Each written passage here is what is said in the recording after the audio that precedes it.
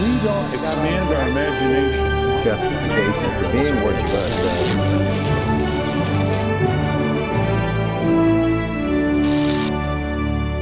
Hello and welcome to Washington Unplugged. I'm congressional correspondent Nancy Cordes. A high-stakes battle is underway today in Washington over free speech, where the Supreme Court is hearing Snyder versus Phelps. They'll have to decide whether anti-gay protests at the funerals of Americans are protected by the First Amendment. Seth Stern is the legal affairs reporter for Congressional Quarterly, and he's the co-author of the new book, Justice Brennan, Liberal Champion, which you brought in with us today. And he's joining me to discuss this case, which is really creating so much anger on both sides. First of all, get us up to speed on what this case is all about. Well, the oral argument was this morning at the court. I was there, and it's got some awful facts. You have a small church in Kansas. They protest at the funerals of service members who were killed in Iraq and Afghanistan, claim that the God is punishing the United States and its soldiers for our tolerance towards gay people. The father of one of these servicemen sued the church after they protested at the funeral of his son, and with these awful signs, and then they followed up with this epic, what they called on the internet, blaming him for his lifestyle and his linking that to his son's death. And my understanding is the federal appeals court actually found in favor of this man's father and gave him $5 million? Well, what happened is at the trial level, the jury awarded him almost $11 million. The trial judge cut that down closer to $5 million.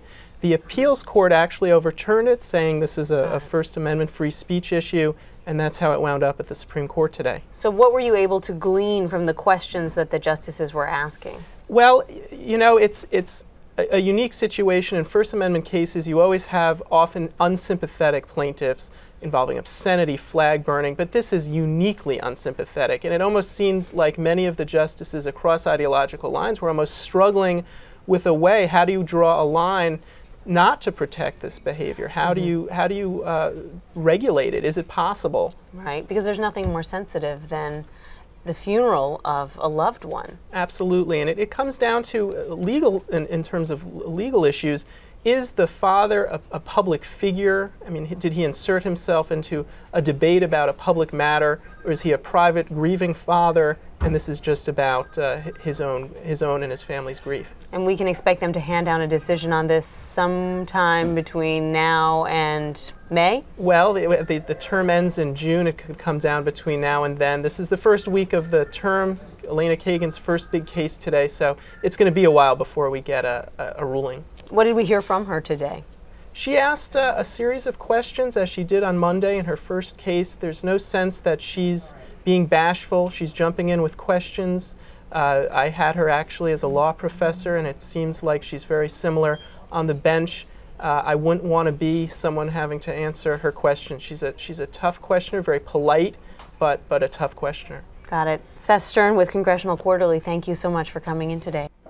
Moving on now to a controversial ruling from the Supreme Court earlier this year that corporations can spend as freely as they like to support or oppose political candidates. Now, in a stunning reversal from elections past, a new report from Public Citizen, a nonprofit consumer advocacy organization, finds that 2/3 of outside groups spending heavily in the 2010 elections are not reporting where they got their money. To explain why that's bad news for American politics and voters is Robert Weissman, the president of Public Citizen. Tell us what you found in your report. Well, what we found is that there's been this surge of private outside money going into campaigns. This is not money from the candidates, it's not money from the political parties, it's from independent organizations. 4 years ago, almost all of this outside money was being disclosed, at least the source of the money was being disclosed. Now we find that only about 1/3 of the sources of this outside money is being disclosed. So we have And why is that? Why don't they have to disclose the money in ways that they used to have to? Well, they're manipulating the tax code. They're categorizing themselves as a different entity under the tax code than what they would have done a few years ago. If the Federal Elections Commission was enforcing the law, they wouldn't be able to get away with it. We hope that the IRS will enforce the law and prevent them from getting away with it in the future. But for now, it's looking bad. So we have the problem of disclosure. The problem is made far worse by the fact that there's much more independent money going into these races. And that is, as you say, really triggered by the Supreme Court's decision in January that corporations could spend whatever they want to influence election outcomes based on the theory that for-profit corporations deserve the same First Amendment rights as real, live, breathing human beings. Are Democratic groups and Republican groups doing this to the same degree? No, there's much more money coming in from the outside for Republicans by about 5 to 1. And we found that the disclosure is much worse too, so that about half of the Democratic-affiliated outside groups are disclosing their sources of funding. Only about 1 in 10 of the outside supporting Republican-affiliated groups are disclosing their sources. Now, a lot of them are trying to walk this fine line, and one example is Crossroads GPS. Tell us a little bit about this organization, what they're supposed to be allowed to do and what they aren't allowed to do, and I understand there's now a question about whether they are violating IRS tax code? Right. So Karl Rove and some other Republican operatives, not satisfied with how the Republican Party was doing, decided to set up a new enterprise called American Crossroads. They set that up under a portion of the tax code that would have been required to disclose their funders. The money was a little bit slow in coming in. Rove and his colleagues announced at the outset they were going to raise at least $50 million for this outfit. With the money slow in coming in, they created an affiliate operation called Crossroads GPS under a different portion of the tax code without the obligation to make disclosures, and suddenly the money started coming. Got it. And so the question is whether they're using that money to advocate for and against candidates, which is something that is supposedly prohibited by the tax code, correct? Well, the issue is if they can't be, they've set it up under something called the 501c4 or 501c6 of the tax code. If those entities are now allowed to take advertisements that favor or oppose candidates, but they can't be set up for the purpose of running such ads. They have to be legitimate organizations that just do this on the side. It's pretty clear to us, at least, and I think to many others, that this operation was not set up for some purpose of which this is a sideline. This is the main and exclusive purpose of Crossroads GPS. If that's the case, it appears that they are violating the tax code. So what kind of punishment is available? I mean, you know, if the Federal Election Commission or the IRS steps in, anything they do is going to take place long after this election is over. That's the real problem. I mean, the FEC actually has the ability to operate much more quickly. The IRS is not going to operate on a sufficiently timely basis. So even if they take steps, issue fines later on, it's not going to have prevented the harm from taking place in this election cycle. It's taking place, of course, in real time. We need it stopped right now. And what do you think the impact is on these races? I mean, obviously there's tons of outside money coming in, and what that means for a candidate is they could get carpet bombed by, you know, $1 million, $2 million in ads from outside groups, something that they might not be able to fight back against. Yeah, we're seeing the hijacking of our democracy and the debasement of our democracy. So it's the hijacking by outside forces. It's really deep-pocketed corporations and a handful of billionaires who are pouring massive amounts of money into the races, in some cases outspending actually what the candidates themselves are spending. And so already you have the problem that the races are going to be influenced and to some extent decided by these deep pockets instead of by the voters. But even worse, all of that money is going into negative attack ads. These are entities that have no kind of accountability whatsoever. Even if they disclose, there's no accountability to them. So they can run the nastiest, most vicious ads. That's what they're doing. And of course, that takes down the level of political discourse across the country. I spoke to the president of American Crossroads yesterday, and he said, look, we're just taking the playbook that MoveOn.org and other Democratic groups perfected, and we're putting it on steroids. Well, I mean, we're not defending either side. We think the situation is out of control, that the outside money, that the whole private financing system should be replaced by a public financing system.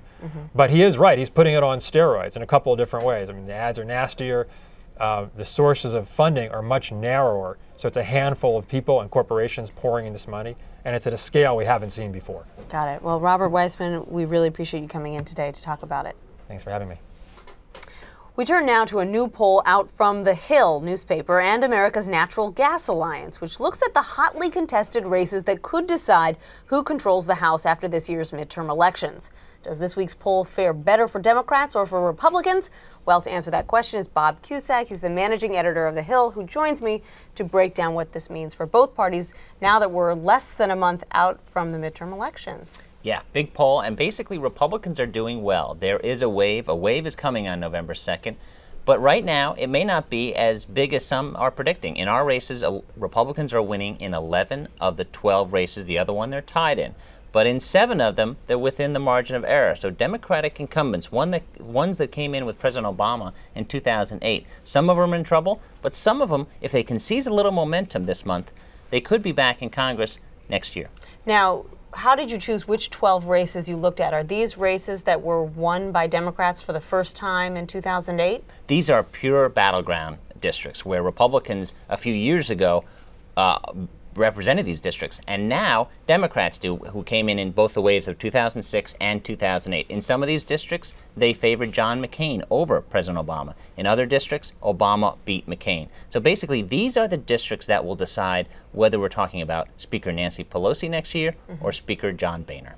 Now, I'll tell you something that I'm noticing from talking to both Democrats and Republicans this week, and that is that Republicans are dialing back expectations. They're saying, you know, look, if we win the House, we don't win the House. Either way, if we get 20, 30 seats, it's great for us, which is not what they were saying a few weeks ago. It's unclear whether they're just trying to set expectations or whether they really are getting a little more pessimistic about taking back the House. And Democrats seem to be getting more optimistic. They say, look, if we're tied going into this election, we've got a better ground game and we can win some of these races. Oh, that's right. And Democrats have the money advantage. The campaign committee on the Democratic side has millions more than the Republican counterpart. And we've seen a little bit of the uptick in Obama's poll, not a lot, but Democrats are thinking, okay, we just got to minimize the damage, just retain the House and Senate. If they have one-seat majorities in the House and Senate, Democrats will say that's a victory. Because you're right, earlier this year, Republicans are saying, we're going to win the House. And now they're trying to change those expectations. The bar in the House is who controls the House next year.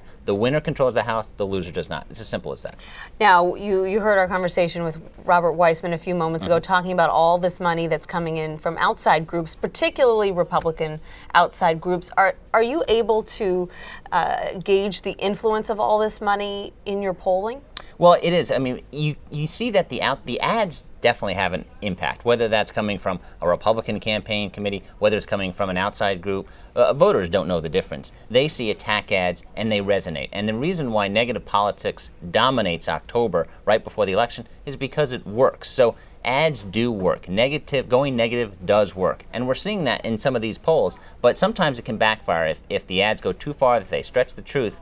Then nonpartisan analysts will come back and call them out on it. But for the most part, these ads do resonate. Now, take us inside some of this polling. What are you finding when it comes to independents and which way they're breaking? The amazing thing is that independents who flocked to President Obama, helped him to have a huge win in 2008, are now moving away from him. They are embracing the Republican Party. They're not happy with President Obama. They do not like the health care reform bill. One of the most surprising things in this poll is that not only do a vast majority of independents want the health care law repealed, 1 in 4 Democrats want the health care reform bill repealed. And in one district, half of the Democrats, we're talking about Democrats, want the law repealed. So that shows you that the Republican attacks on the health care law have worked. And it explains why so few Democrats who voted for health care are actually running on it as a campaign issue. Now, you're going to be doing these polls every week between now and Election Day? That's right, up all the way until November 2nd. So this is the first of 4, and we'll be looking at different incumbents. Next week, we'll be looking at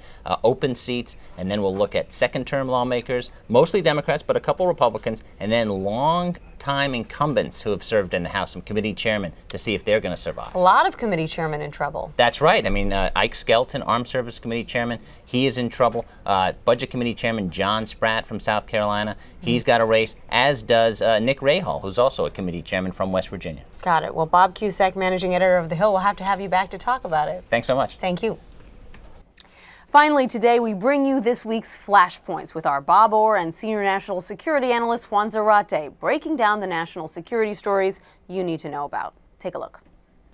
Well, it's Wednesday, and that means it's time for Flashpoints with our national security analyst, Juan Zarate. Juan, of course, we need to start with the big news of the week, and of the past 9 days, really, the terror plots against Europe. Where does this all stand? Well, Bob, as we've talked about, I think we're in the middle sequence of this threat and the plot. I don't think authorities quite know the full scope and dimensions of what we're talking about here. They do know that al-Qaeda has directed a plot to hit Europe, to hit soft targets with assault teams like we saw in Mumbai. But they don't know when, they don't know exactly where, and they don't know who those operatives are. And so what we're seeing now is sort of the middle drama of all this. We're seeing a lot of disruptions, which is no doubt pushed by the desire to try to disrupt any networks that are out there trying to plot. We've seen arrests in southern France. We've seen an arrest of a German in Kenya. We've seen kinetic actions, counterterrorism actions in the Pak-Afghan border region. So all of this, I think, is part of this ongoing drama with respect to trying to disrupt something that is still somewhat amorphous. And of course, we saw the travel alert, which was frustrating to many people because it was fairly ambiguous, warning people to be vigilant as they traveled to Europe. There was some information at the beginning that maybe was not quite accurate. People got the idea that this whole thing was contained or disrupted, and that's really not the case. Not the case at all, and in fact, I think it's something subconscious that we have. If something's reported in the news and the media, if we hear of an arrest or so, we assume that the plot is foiled.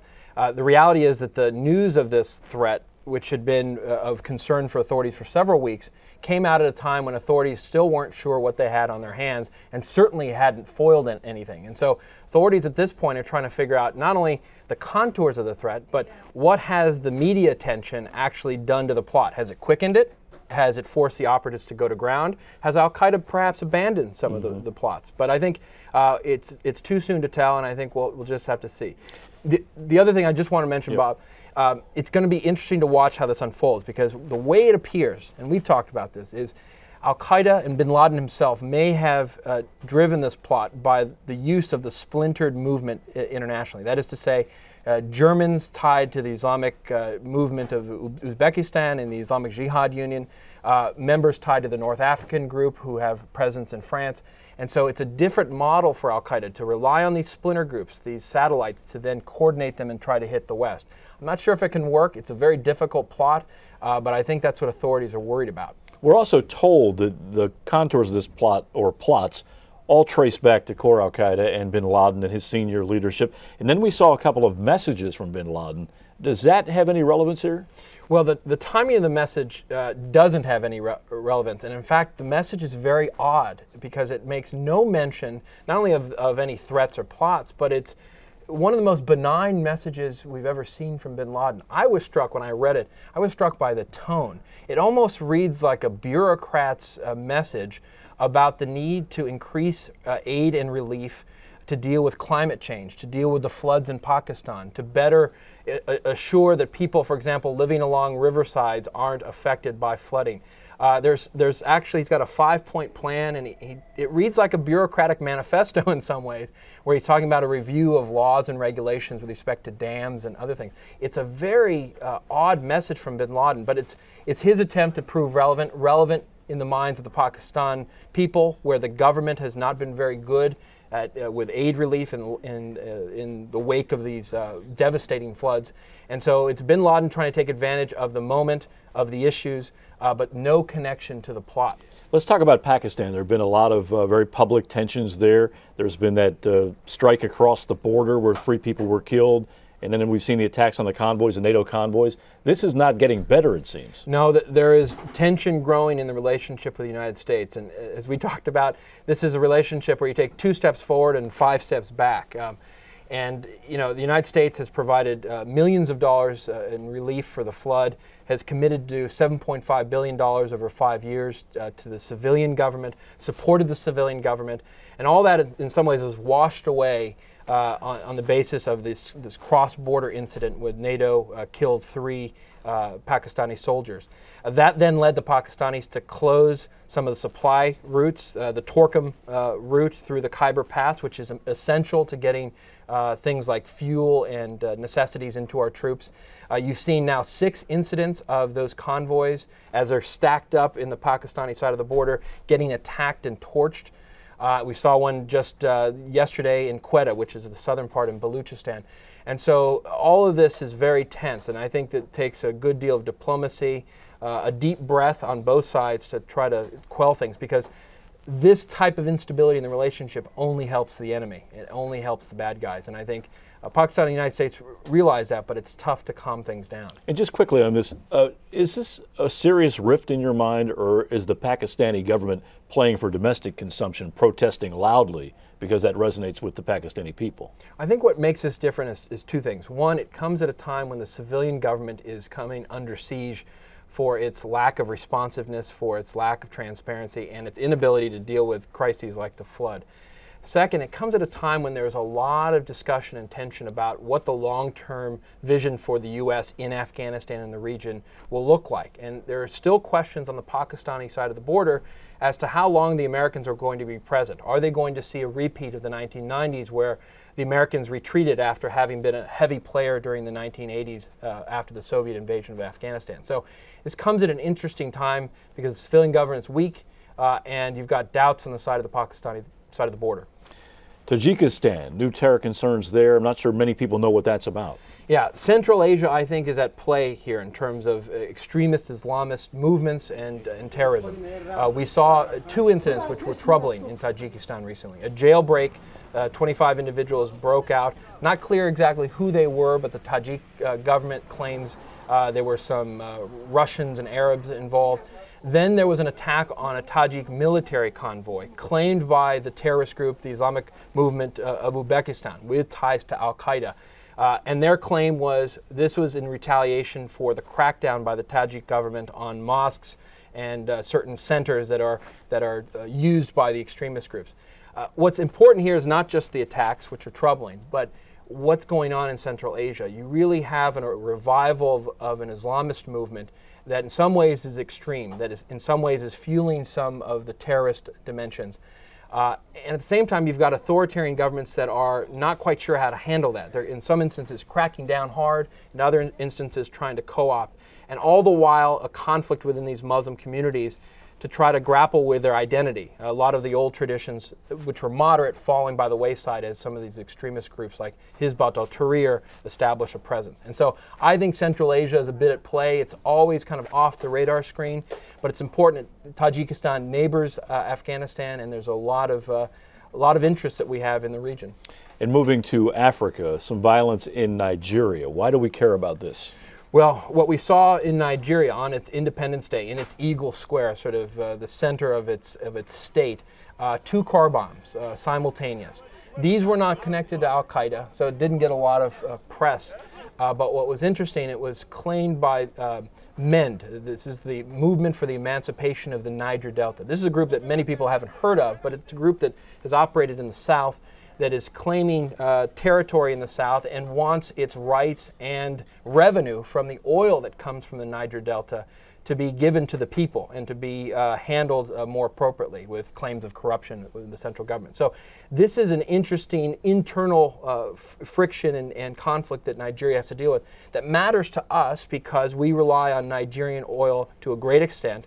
And the oil markets look very carefully to see what happens in Nigeria. It's also a bit of a fault line in Africa between some of the extremist groups in northern Nigeria, for example, the Nigerian Taliban, and the Christians in the south. And we often see conflicts between those communities. So Nigeria is an interesting fault line as we look at global geopolitics and we look at the oil industry. And finally, our last point also relates to Africa. This is a Flashpoint follow-up. We talked about the trial in New York of Galani, one of the accused embassy bombers.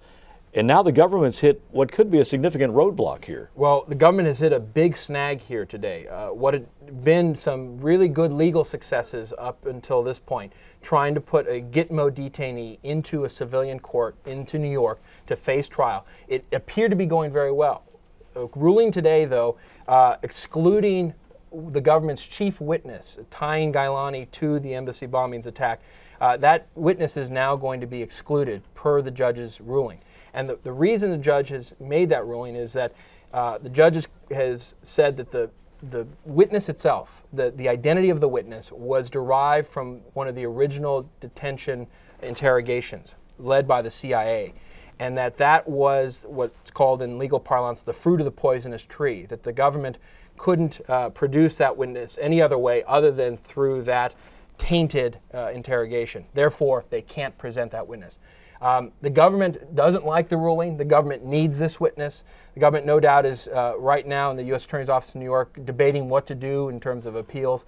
But we've already seen now the jury selection has been delayed by a week.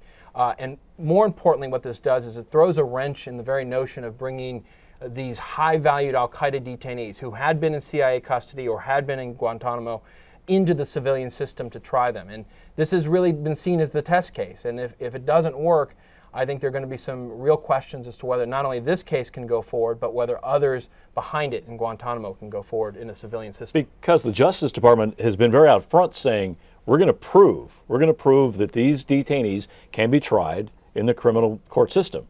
And if this doesn't go forward, they haven't proven anything except that maybe they can't do it. I think that's right, and then it throws further fodder into the KSM debate.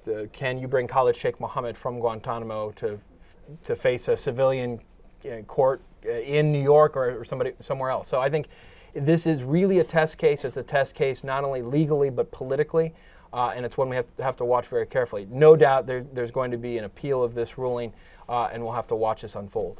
All right, again, Juan Zarate with Flashpoints. Thanks. Thanks, Bob. And that's it for Washington Unplugged. Thanks so much for watching. You can catch us here every day on CBSNews.com. I'm Nancy Cordes. Have a good one. If we don't expand our imagination, Justification for being what you are.